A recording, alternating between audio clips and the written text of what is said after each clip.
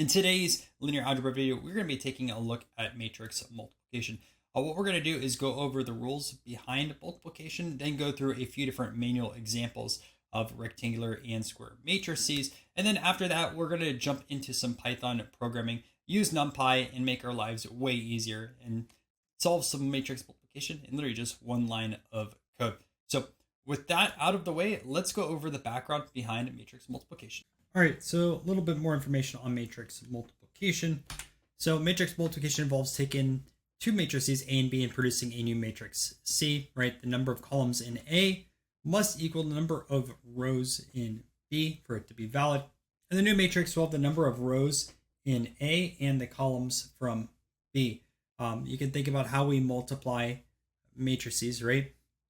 You take it row by column each side of things.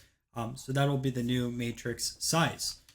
So I also want to do a recap really quick on columns and rows. So the matrix on the left is considered a 2x3, which is going to be 2 rows and also 3 columns, right?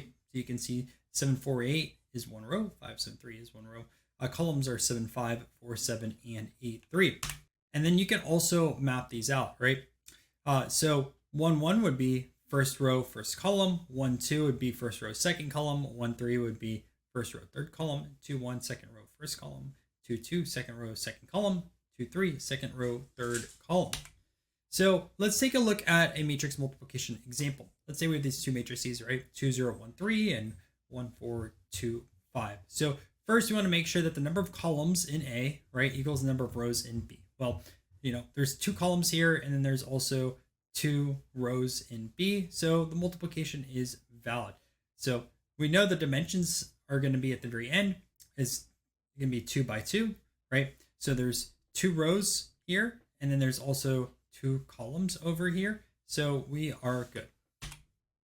Next, we want to look at the multiplication side of things. So we're going to be multiplying row by column. So you can see we take 2 times 1, and then we add next value, which is going to be 0 times 2.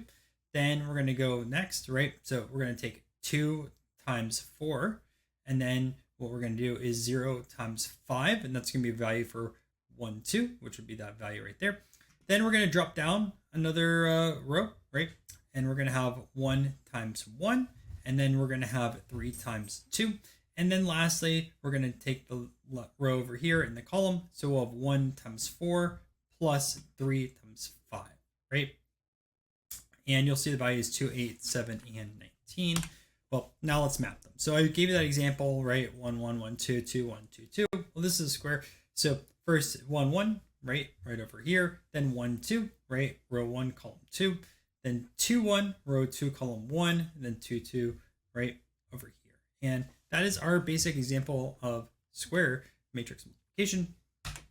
Now let's take a look at this, right? We have the 2 by 3 example, and then we also have this 3 by 2. So up first, right, we need to make sure the number of columns in A, right? We have 3 columns over here equals the number of rows in B. So 1, 2, 3 columns, right? 1, 2, 3 rows. We are good over here. And then we need to talk about the dimensions, right? There's 2 rows here. There's also 2 columns on this side of things. So we know the result is going to be a 2 by 2 matrix. And then let's just multiply everything out. So how we multiply these out, right? We take 7, 4, 8, and then we multiply that by 7, 5, 8, right? Row, column, row, column. We do row, column, and then row, column. Remember, row, column, that's how you multiply these out. And right, 7 times 7 plus 4, 5 plus 8, 8, right? 7 times 7, 4 times 5, 8 plus 8. Then you do 7 times 8, 4 times 4, 8 times 8. Then you go down over here, 5 times 7, 7 times 5, 3 times 8, and then 5 times 8, 7 times 4, 3 times 8. And we get all those values over here, 133, 136, 94, 92. And then just map them out, right? Remember I showed you the orientation. So 133, 136, 94, and 92. And yeah, that is it for a little bit of background information on matrix multiplication. Now let's jump into some Python code. All right, let's get started. So we're going to import NumPy as np like this, and we're going to be off to the races. It's the only thing we're going to have to import for this video. So let's take a look at square multiplication first, just like what we covered in the slides. So we'll say A1 equals np.array. And then over here, we'll have 2, 0. And then we'll have 1, 3. 1, 3. And then I'm just going to copy this line of code because we're going to do the same thing for B1. And we're just going to change the numbers. So the numbers for B1, 1, 4, and then also 2, 5. Right. And then what we'll do next is multiply these together. And there's two ways that you can multiply these together in NumPy. The first way, this is my preferred version.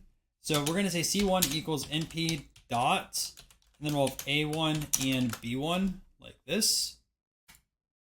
Then we can print this out just to show you the correct results, right? It should match up with what I had in the slides, 2, 8, 7, 19. Okay. And the other way you can multiply, and we'll call this one C1 V2. We'll see this is going to be equal to A1 dot B1, right? So you can think of A1 being the first parameter and then B1 being the second parameter over here. Makes sense. Again, I prefer this way, right? But if you do see this in your code, right, that's another way you can multiply. And just to show you that this result is going to be the same, I can say 2, 8, 7, and 19. All right, so let's take a look at our second example we covered, right? Two different sizes. So we'll say example 2, and we'll start off with A2. So A2 equals np.array, and what we'll have in over here is 7, 4, and 8, and then we'll have 5, 7, 3, 5, 7, and 3, like that. And then what we'll have on here is B2. We're going to say that's equal to np.array. And what we'll have in over here, first we'll have 7, 8. Then we'll have 5, 4, 5, and 4. And then lastly, we'll have 8, 8. Right. And maybe pause the video, see if you can multiply these together. But honestly, it's pretty cake, right? I prefer, again, using np.dot. Feel free to whatever you want to use. Should have really just typed that out, but I wanted to scroll up to show you both ways anyways. So I just change it out to A2 and B2. It should not be C at, it should be C2. And we can print that out also. So print and C2 like that. All right, so 133, 136, 94, and 92. All right, and because I didn't want to end off this tutorial just showing you like just a few lines of code, what I want to do is build out a function to see if two different matrices can be multiplied. It's not that hard, so if you haven't used a function before, please follow along. This would be like a very basic example I'd show you in that function video, which if you want to check it out, awesome. And if not, you know, just maybe pay attention to how this works. So function, two matrices can be multiplied. Let's jump right into it, right? So the caller function will have def, we'll say can multiply. Then we'll pass in matrix 1, matrix 2, and I would do A and B, but this gives us a little bit more information for readability, right? Which is always important. And then what we're going to say is if mat1.shape1 equals mat2.shape0. Remember, rows have to be equal to columns to be able to multiply. We'll say result size equals, and we'll have this over here. Just going to change this up a little bit, right? So we'll say 0, and this needs to be 1, okay? And then what we'll say is print, and we'll do an F string so that way we can pass in this result size, right? And we'll say these matrices can be multiplied. The new size is, and then all you have to do is pass in result size. Again, if you've never seen an F string, guess what? I have a video on that as well. So highly recommend you check that out. But F string allows us to pass in a variable in here when we print out text. We'll have an else statement and then pretty basic print. These cannot be multiplied. Right. nothing really too special there. Few lines of code, and we have a function. So let's take a look at it and see how it works. So let's say it can multiply, and we'll pass in A1 and B1, right? And these can be multiplied, right? The new size is 2 by 2. Let's try it also for A2 and B2, right? So we'll have A2 and B2, which we got C2 from, right? Multiplied, the new size is going to be a 2 by 2, which if you go up over here, you can confirm. So now let's see if we do like C2 and B2, right? And what you'll see is these cannot be multiplied, right? The dimensions don't line up, and that makes sense, right? C2 is going to be a square, B2 is not, it's rectangular. So that's a quick function, and you can always iterate and improve on it, right? Maybe you want to also show the resulting matrix, right? Or return the resulting matrix.